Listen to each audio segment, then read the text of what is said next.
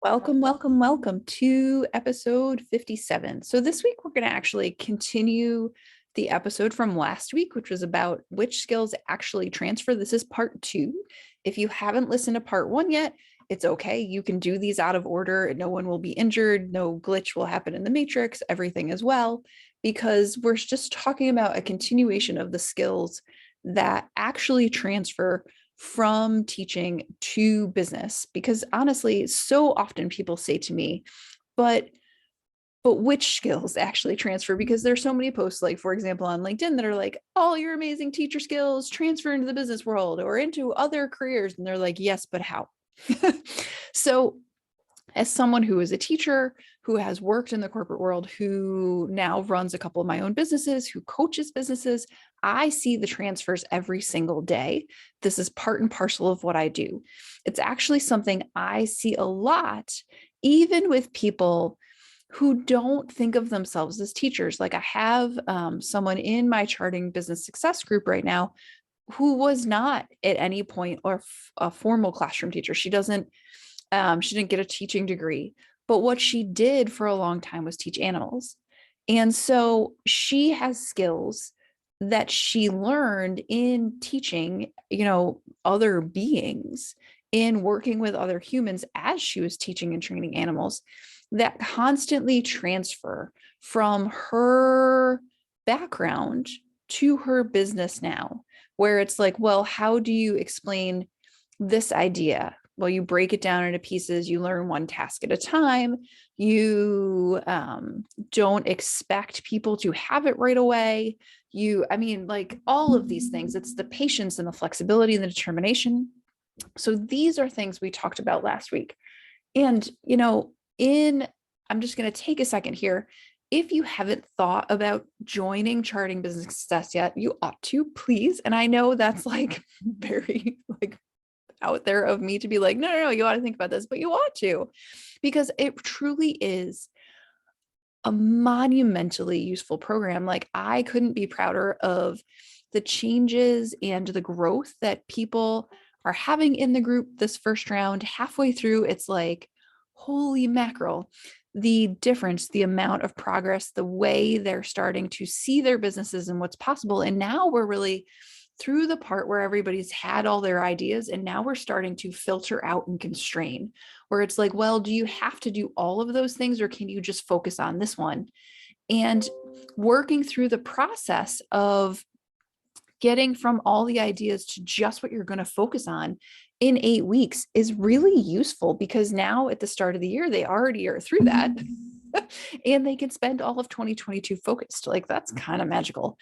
If you are interested in joining, the next round launches the week of February 7th. I already have a couple of people on my calendar who are talking to me about joining. So if you want to join, it is time to get on my calendar.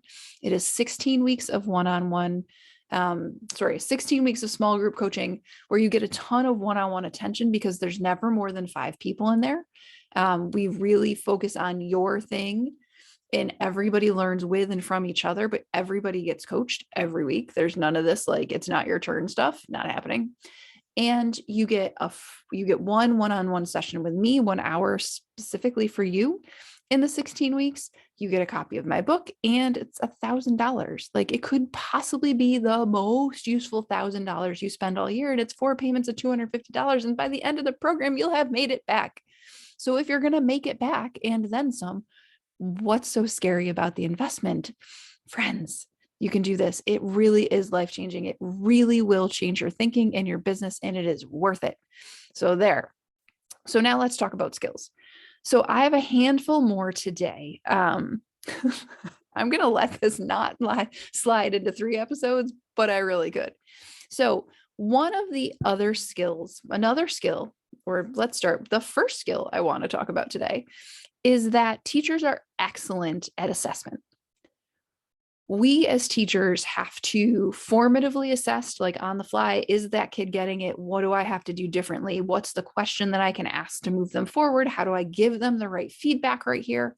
And we also have to summatively assess, like, we got to the end of the unit. Where are kids in terms of what they learned in this unit? How do I score them? What percentage of what they needed to learn did they get?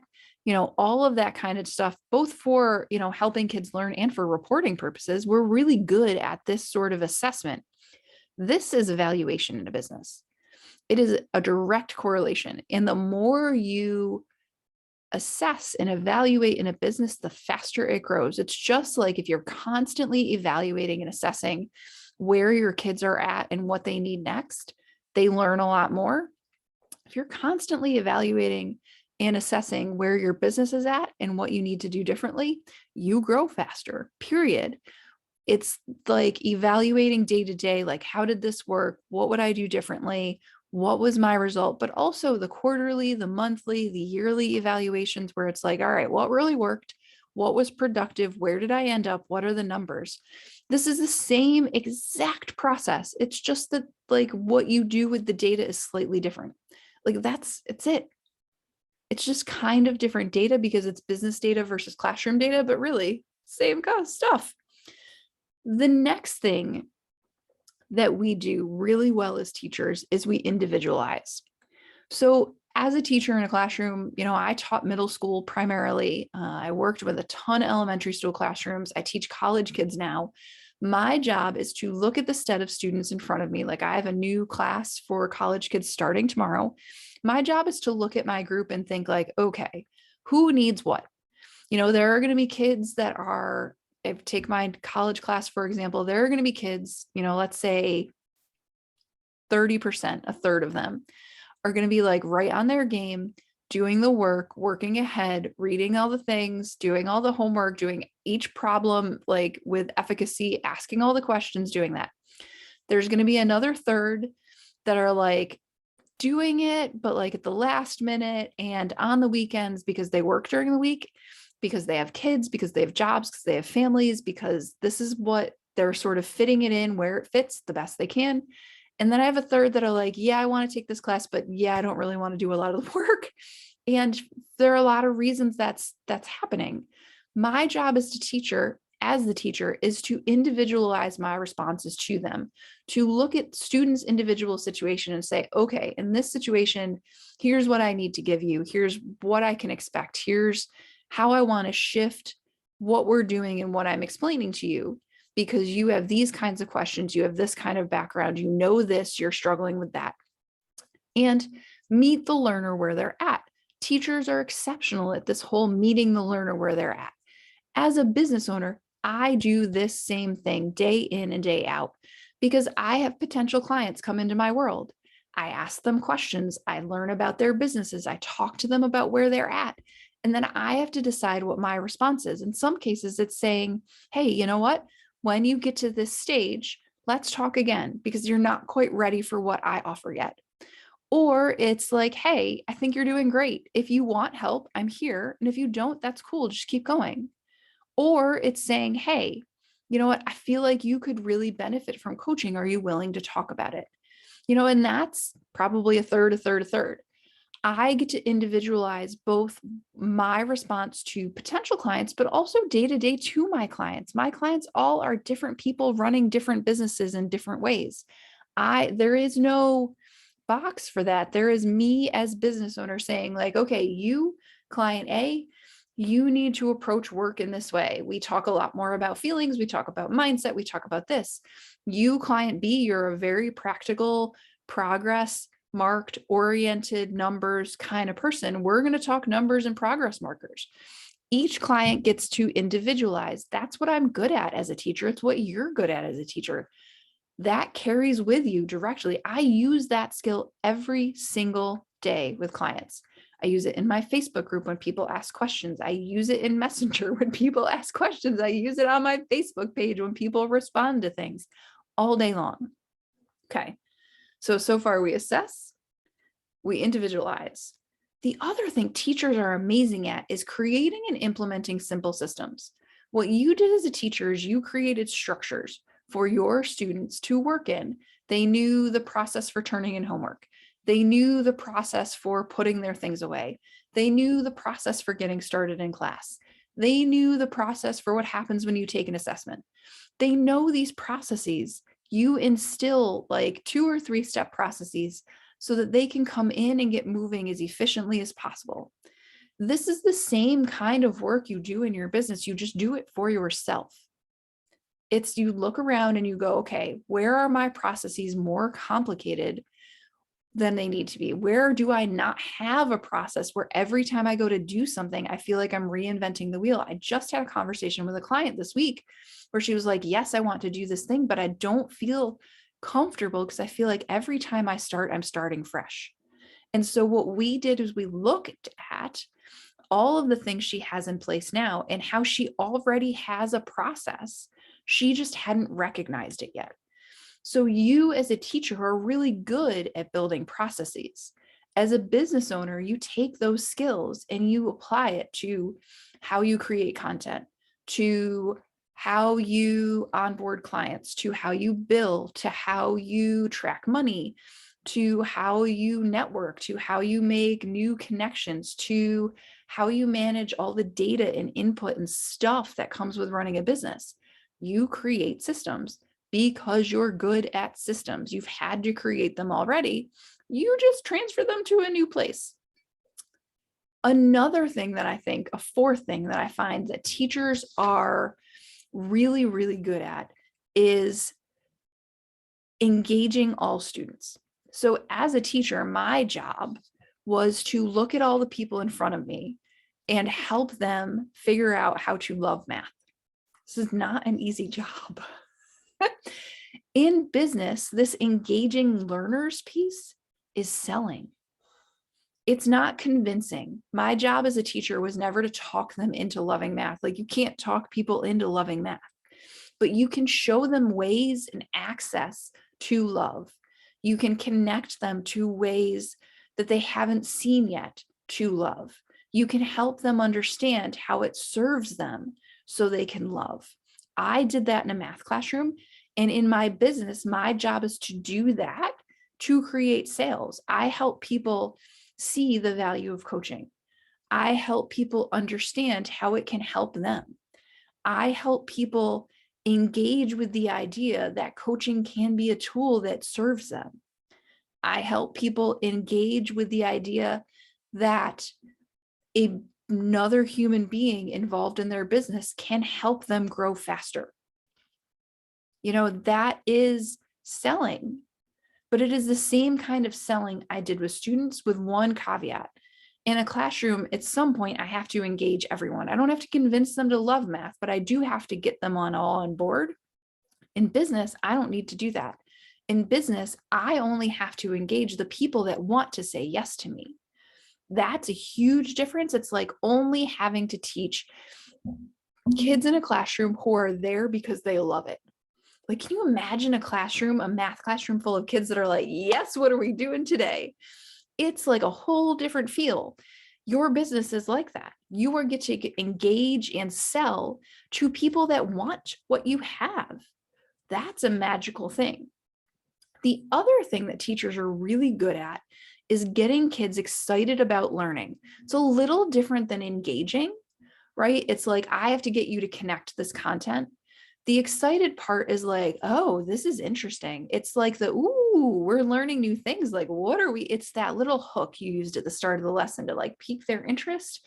It's the bell ringers that you did. It is the starting activities where, like, I used to do them in science lab and we'd start talking about, like, I don't know, whatever lab experiment we were doing today and uses of fire or something. And they'd be like, ooh, what are we doing today? They may not have loved science, but they loved that kind of stuff. And they got excited about what we were doing next. Friends, that is marketing. Marketing is getting people excited about what you sell.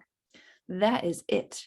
When you are getting kids excited to learn what you're going to teach them, you are marketing to them. You are connecting them to what they're about to do in a way that's like getting their interest piqued. You're getting their curiosity moving. You're getting their brains turned on.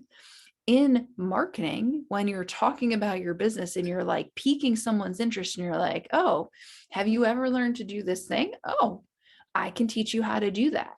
Whoa, that's marketing. Marketing is like getting people's buy-in to being a part of what you're selling, right? It's helping people to connect to the content and helping them to be excited to hear more. It's the like getting them, as my coach said to me this morning, it's getting them to lean in. You're marketing when you get the kids to lean in. So friends, I'm not going to try to belabor this. There are a couple of more. Let's see, what else didn't I list that I can just tell you that I didn't have to talk about? Well, first, passion and commitment. Teachers are passionate and committed to what they do, and that is exactly what you need to run a business. Like, you cannot run a business that you don't enjoy and you're not committed to. It won't work. The other thing is the teachers are really excellent at wearing all the hats. You're the person that consoles, you're the person that disciplines, you're the person that grades, you're the person that cleans, you're the person that organizes, you're the person that plans, you're the person that does all the things. You call them mom. Sometimes you feel like you are the mom. Sometimes you do, you give them the love, you give them the stern things, you do all the stuff in between. And guess what? In business, you're the same. You wear all the hats, but as a teacher, you do that naturally and effectively. You will do the same thing in a business. That is a part of what we do as business leaders and owners. We do the things we need to do. We give away the tasks we need to give away. Part of what I help my clients do is when they are ready to delegate, figure out how, because as the queen of your kingdom, as a teacher, it's really hard to do. And in business, it is sometimes the thing we have to do to grow. So there's a lot in here. But what I want you to really walk away with is this. So many of your teaching skills, from assessment to individualizing how you connect, to implementing systems, to wearing all the hats, to engaging, to helping kids get excited to learn, all of these things are business skills. They have a direct correlation with business growth. And the more effectively you pull those skills into your business, the better your business will run, because you will be leveraging the things you are already good at. If this feels like a heavy lift, come join Charting Business Success. If group things are not your thing, come work with me one-on-one. I teach people how to leverage these skills so that growing a business is simple and easy. I make business results simple. This is what we do together. You do not have to make it this hard. It is simple, not necessarily easy, but simple. It doesn't need to be so complicated all the time. So if you're ready to reach out, you're ready to reach out. You know you are. Send a message. You can send it to sarah@torpycoaching.com. You can go to my website, which is just torpycoaching.com, and you can book a time to connect. Or you can just send me a Facebook message or a LinkedIn message and say, hey, I'm ready to talk. And I will be there and we will set up a time. Thanks for listening. Feel free, friends, to share this podcast or write me a review on Apple Podcasts. This is how other people start to find it. And anything like that is like crazy appreciated. Thank you guys, and I'll see you next week.